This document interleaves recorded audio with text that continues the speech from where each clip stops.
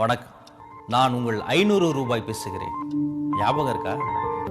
மொய்யா வாழ்ந்துகிட்டு இருந்த என்ன பொய்யாவே மாத்திட்டீங்கல்ல. உங்களுக்கு திறமை பத்தல, என்னை தூக்கி சுவிஸ் வங்கியில் வைத்திருந்தால் நானும் சேஃப், நீங்களும் சேஃப்.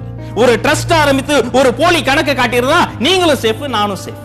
இன்னைக்கு என்ன நாளா சுத்தி கடலை எல்லாம் போட்டு போட்டோ எடுத்து Facebookல போடுற, ட்விட்டர்ல போடுற 500 ரூபாயா நான் அறிமுகமானப்ப எவ்வளவு ராஜ மரியாதை. பாக்குறவள தொட்டு தொட்டு கும்பிட்டாண்டா. நெஞ்சுக்குள்ளே வச்சிருந்தான், வெளியே எடுக்க மாட்டான். ஐயோ கடவுளே வந்துருச்சுன்னு சொல்லி சொல்லி கும்பிட்டான். என்னுடைய வாழ்க்கை உங்களுக்கு சொல்லி தரும் பாடம் என்னன்னு உங்களுக்கு புரியுதா? இந்த உலகம் உங்களை தலையில் தூக்கி வைத்து கொண்டாடும்.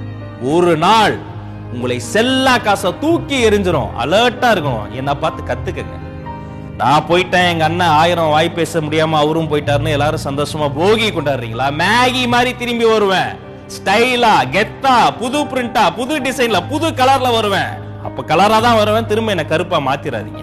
வறியவன், விவசாயி, வியாபாரி இவங்க கிட்ட எல்லாம் வளர்ச்சி நிதின்ற பேர்ல என்னைய சுரண்டி சுரண்டி எடுத்தீங்களே.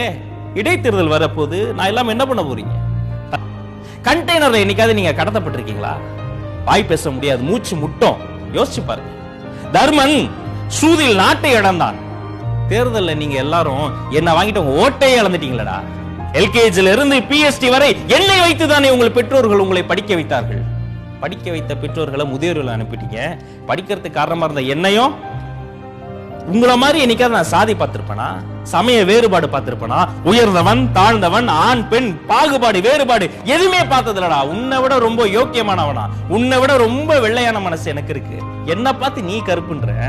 நானாடா உன்னை ஏடிஎம் வாசல்ல நிக்க சொன்னேன். நீ நைட்டு ஃபுல்லா நின்னுட்டு ஐயோ 500 ரூபாயா, இவன் வேணா நீ என் தம்பி 100 ரூபாயா கேக்குற? என்ன பண்ணுவான் பாவம்? டே நைட்டா வேலை பார்த்து அவன் வாய் பேச முடியாம டயர்டாகி தூங்கிட்டு இருக்கிறான். 100 ரூபா அவன் கூட பரவாயில்ல. புதுசா 2000 ஒரு பெரிய அண்ணாச்சியை கூட்டு வராங்களாமே.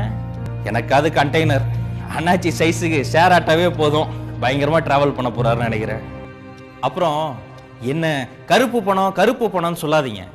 என்ன பதுக்கி பதுக்கி ஒளித்து வைத்திருந்த உங்க மனசு தாண்டா கருப்பு.